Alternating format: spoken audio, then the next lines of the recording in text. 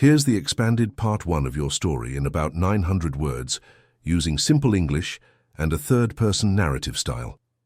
Thomas Bennett settled into his first-class seat, straightening his tie. After 5 years at his company, this business trip marked his first promotion to senior manager. Other passengers gave him odd looks as he placed his briefcase in the overhead compartment. The morning had started well. Thomas woke up at 5, double-checked his presentation files, and called his mother to tell her about his promotion. She had cried with joy. "Your father would be so proud," she told him. Thomas missed his father deeply, especially on important days like this. Thomas had splurged on a taxi to the airport rather than taking the train. "Treat yourself," his friend Oliver had said when Thomas mentioned the promotion. "You've earned it." So Thomas did just that, upgrading his usual economy ticket to first class. It would be his first time experiencing the luxury he had walked past on so many previous flights. The airport had been busy, but manageable. Thomas breezed through security with his priority boarding pass. He even had time to enjoy a complimentary coffee in the first-class lounge, savoring each sip while reading through his notes one last time. When boarding began, Thomas was among the first to walk down the jetway. He found his seat easily, 2A, a window seat with extra legroom. The leather felt smooth and expensive under his fingertips. A middle-aged couple across the aisle glanced at him, then whispered to each other. An elderly man 2 rows ahead turned around, stared for a moment, then faced forward again without a word. Thomas ignored these looks. He was used to them. Instead, he focused on the excitement of the journey ahead. This presentation could lead to an even bigger promotion if it went well. His team had worked for months on this proposal. A flight attendant named Emma approached. She wore a tight smile that didn't reach her eyes. "Excuse me, sir," she said. "May I see your boarding pass?" "Again?" She had not asked this of other passengers. Thomas showed his ticket. "Is there a problem?" "One moment," Emma said, walking away to speak with her colleague Robert. Thomas watched them talk. They kept looking in his direction. The whispers from nearby passengers grew louder. Thomas felt his heart begin to race, but he kept his expression neutral. He pulled out his phone to text Oliver. "I think something's wrong on the flight. We'll call you later." Soon Robert came over. He was taller than Emma with a stern expression. "I'm sorry, sir, but there's been an overbooking. We need you to move to economy." Thomas looked around at 3 empty first-class seats. "I don't understand. There are empty seats right here." Robert avoided eye contact. "Those seats are reserved." "Reserved for whom?" Thomas asked. "I reserved my seat too. I paid for first class." The couple across the aisle were openly staring. "How?" So was a businessman in the row behind Thomas. Nobody spoke up. "Sir, if you continue to argue, we'll have to remove you from the flight entirely," Robert said, his voice getting louder. Thomas felt a familiar knot in his stomach. The same feeling he got whenever he was singled out. He had experienced it as a child in school, as a teenager at the shopping center, and now as a professional on this plane. Same story, different day. "I'm not arguing," Thomas said calmly. "I'm asking a simple question. Why am I being moved when there are empty seats?" Robert's face hardened. "Security," he called, ignoring Thomas's question. The cabin went silent. Every eye was on Thomas now. He felt sweat gathering on his forehead but refused to wipe it away. He wouldn't give them the satisfaction of seeing him uncomfortable. 2 security officers arrived within minutes. They were both large men with serious expressions. "Sir, please come with us," one said. Thomas knew his options were limited. He could cause a scene, demand his rights, film the interaction, refuse to move. But years of experience had taught him that sometimes walking away preserved more dignity than fighting a battle he couldn't win in that moment. "I'll be filing a complaint," Thomas said firmly, making sure everyone heard him. "That's your right." "Sir?" the security officer replied mechanically. Thomas slowly gathered his things, placing his laptop back in his briefcase with deliberate movements. He noticed a young woman in the row opposite filming discreetly with her phone. Their eyes met briefly, and she gave him a small nod. Standing up, Thomas straightened his suit jacket and held his head high. He walked down the aisle, feeling the weight of every stare. Some passengers looked embarrassed, others curious. A few even seemed pleased. No one said anything. As he stepped off the plane, Thomas heard the cabin door close behind him with a heavy thud. He stood in the jetway for a moment, alone, letting the reality of what had just happened sink in. Then he walked back to the terminal, his steps echoing in the empty passage. Outside the terminal, Thomas sat on a bench, hands trembling. How would he explain this to his boss? The presentation was in 3 hours, and he had no way to get there now. His first big chance to prove himself ruined. He pulled out his phone to call his manager, but stopped when he noticed he had missed 2 calls from his mother. She would hear the pain in his voice immediately. Thomas wasn't ready for that conversation. The bright spring sunshine felt wrong against his dark mood. Travelers rushed past, pulling suitcases, checking phones, living normal days. Thomas took deep breaths, trying to calm himself. He had dealt with unfair treatment before, but never so publicly, never when so much was at stake. "Excuse me," a woman said, approaching the bench. "I'm Lucy Taylor. I was sitting across from you on the plane." Thomas looked up.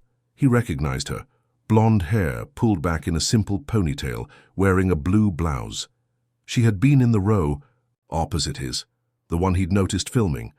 "I recorded what happened," Lucy continued, sitting beside him but leaving space.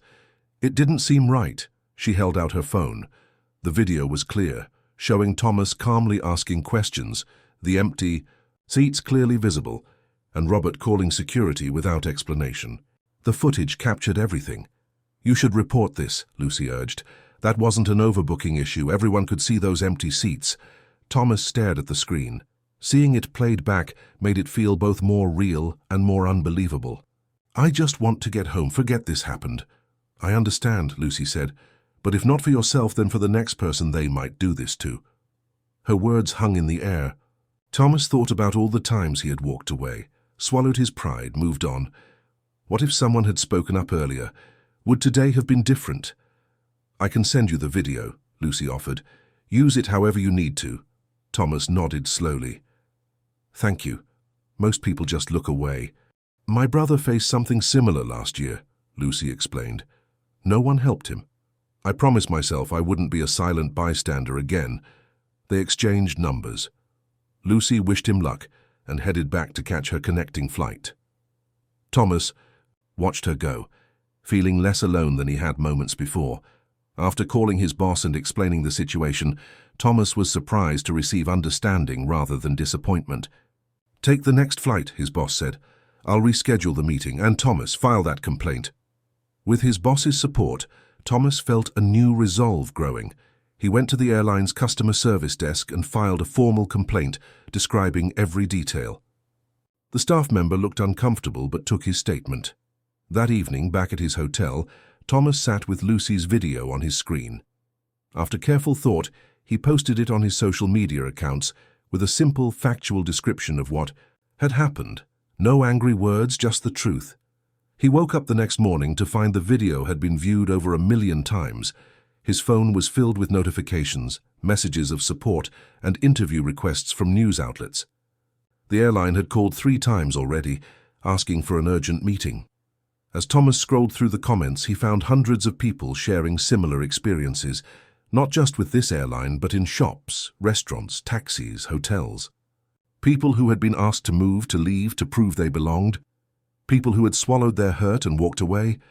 People who were tired of walking away.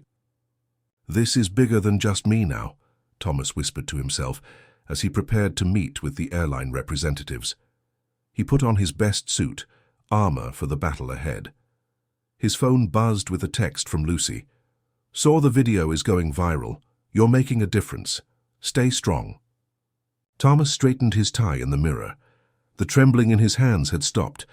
In its place was a calm determination he hadn't felt before. He wasn't just fighting for his seat anymore.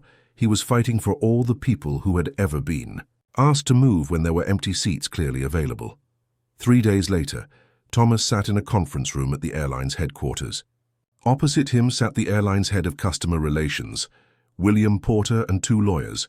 The room was cold and formal, with large windows overlooking the city. Thomas had brought his own lawyer, a family friend named David, who had offered his services for free after seeing the video. William Porter wore an expensive suit and a practiced smile. He had greeted Thomas with a firm handshake that lasted a second too long, as if trying to establish dominance. The lawyers flanking him remained silent, their faces showing nothing. "Mr. Bennett, thank you for coming in today," William began. "We take customer satisfaction very seriously at Air Global." Thomas noticed he didn't say discrimination or unfair treatment, just customer satisfaction, like Thomas had complained about a cold meal or a delayed flight. "We've reviewed the incident thoroughly," William continued, folding his hands on the table. "And while there seems to have been a misunderstanding, we're prepared to offer compensation for your inconvenience."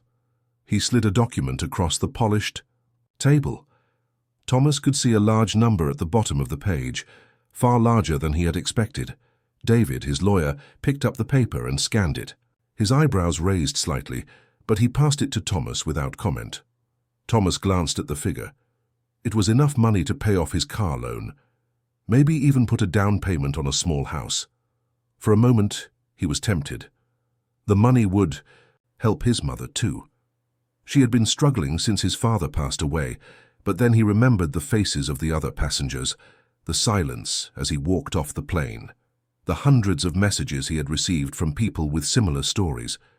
"This isn't about money," Thomas said, pushing the paper back. William blinked, clearly surprised. The lawyers exchanged glances. "Then what do you want?" William asked, confused. In his world, problems like this were always solved with money. "I want change," Thomas replied. "I want proper training for your staff. I want public accountability. I want policies that prevent this from happening to anyone else." William's smile faded. "Mr. Bennett, we can certainly look into improving our training programs, but admitting fault publicly could expose the airline to significant liability." "So you know there was fault," Thomas said quietly. The room fell silent. One of the lawyers whispered something to William, who frowned. "Perhaps we could offer additional compensation," William suggested, ignoring Thomas's comment, "and a lifetime of free first-class travel?" Thomas shook his head. "I don't want to fly first class for free. I want to pay for my ticket like everyone else and be treated with the same respect as everyone else." The meeting continued for another hour, going in circles. William made offers. Thomas asked for accountability. The lawyers took notes. David occasionally offered legal perspective, but they were speaking different languages. William wanted to close a case. Thomas wanted to open minds. "I think we've reached an impasse," William finally said, standing up. "We'll be in touch with a revised offer." Thomas stood as well. "I hope your revised offer includes real change, Mr. Porter. Otherwise, we have nothing more to discuss." As Thomas and David left the building, they were surprised to find reporters waiting outside. Someone had leaked information about the meeting. Cameras flashed, microphones were thrust forward. "Mr. Bennett, can you tell us about your meeting with Air Global?" Thomas hadn't planned to speak publicly. He glanced at David, who nodded encouragingly. Taking a deep breath, Thomas stepped forward. "This isn't just about one incident or one airline," he explained calmly. "This happens every day to people who look like me. In stores, in restaurants, in hotels, and yes, on planes. All I'm asking for is dignity and respect, the same treatment anyone would expect." His words, broadcast nationwide that evening, resonated with millions.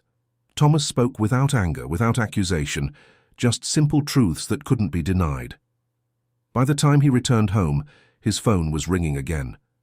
This time it wasn't the airline's lawyers. It was the airline's CEO. A week passed.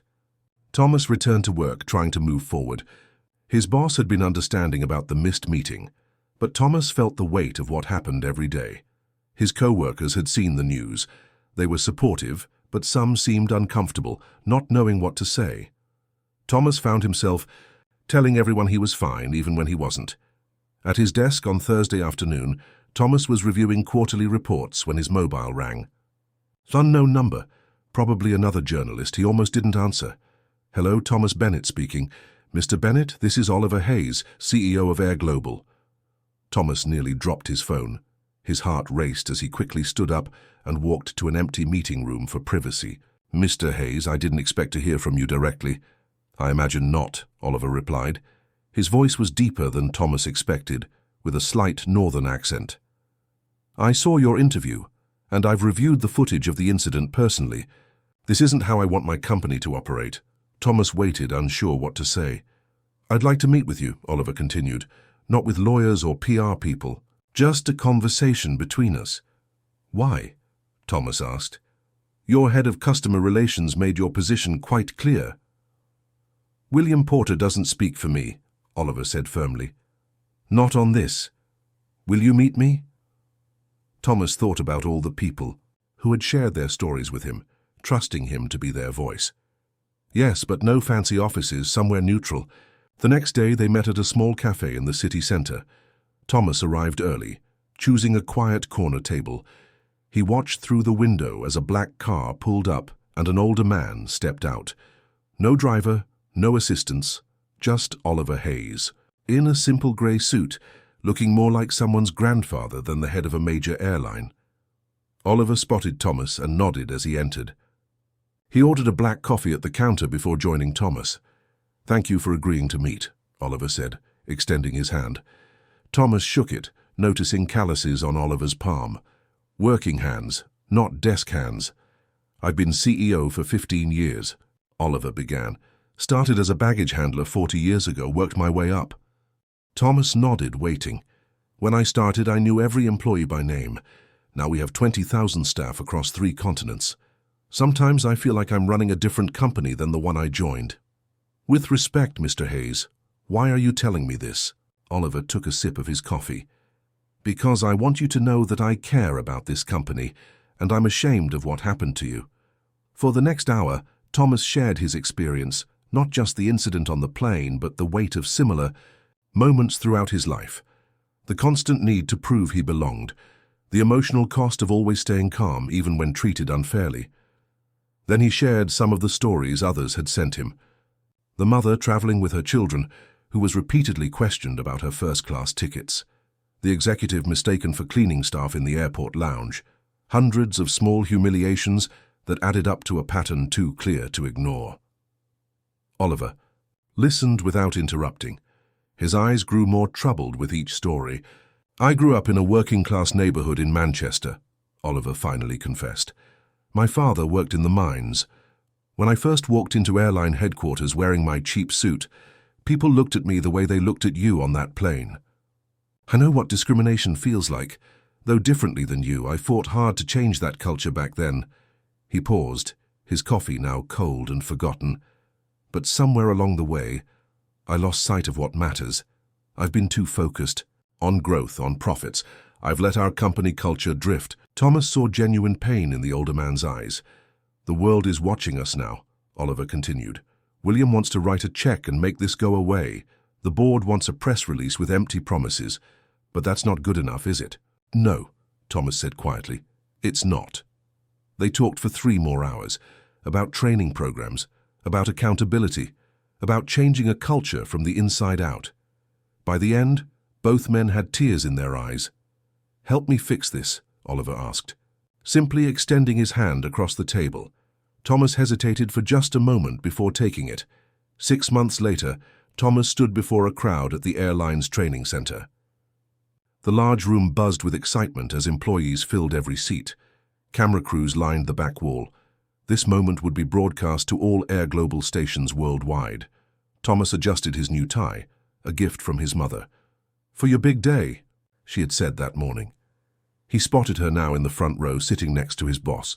She wiped tears from her eyes, smiling proudly. Beside Thomas on the stage stood Oliver Hayes, no longer just the CEO, but now a friend.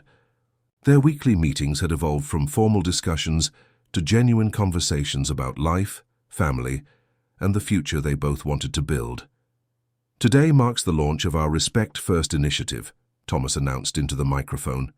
His voice, once silenced on that plane, now filled the room with confidence. Every employee, from baggage handlers to pilots, will receive anti-bias training.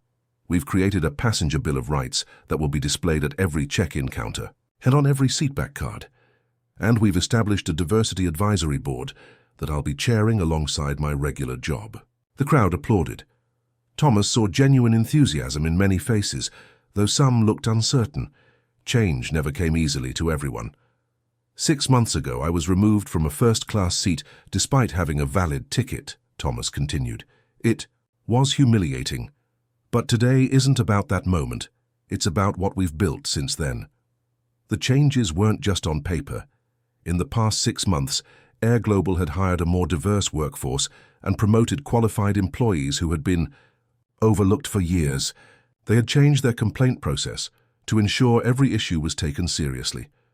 Their new policies were already being adopted by other airlines too, spreading ripples across the industry.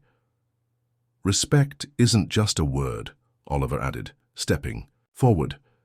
It's shown through actions. We got it wrong, but together we're making it right. As Thomas finished his part of the speech, he spotted Lucy Taylor in the audience. She had flown in specially for this event. She gave him a thumbs up, smiling proudly. Without her video, none of this would have happened. Later that month, Thomas found himself at the same airport where everything had started. This time, he was traveling for pleasure, a well-deserved vacation after the busiest 6 months of his life. He approached the check-in desk with a familiar feeling of tension in his shoulders. Old habits died hard. But the staff member greeted him warmly, not a hint of surprise when she saw his first-class ticket. Walking through the terminal, Thomas noticed new posters displaying the Respect First pledge. At the gate, the same words appeared on the boarding screen. Small changes that sent a big message. When his row was called, Thomas boarded the plane with steady steps. A flight attendant named James greeted him at the door. "Welcome aboard, Mr. Bennett," James said with genuine warmth. "We're honored to have you with us today." Thomas was surprised. "You recognize me?" "Everyone at Air Global knows you, sir," James replied. "You're changing how we work, for the better." Thomas settled into his seat, 2A again. This time no one stared or whispered. A woman across the aisle smiled and nodded in greeting, before returning to her book. As the plane took off, Thomas looked out the window at the shrinking city below. He thought about that terrible day and all that had followed, the pain that had turned to purpose, the humiliation that had become hope. His phone buzzed with a text from Oliver. "Safe travels. Board meeting next week. We need your voice." Thomas smiled. Life took strange turns. His worst day had somehow led to his greatest purpose. One removed seat had created thousands of lasting changes. The plane climbed higher, leaving the clouds behind, heading toward clear blue sky.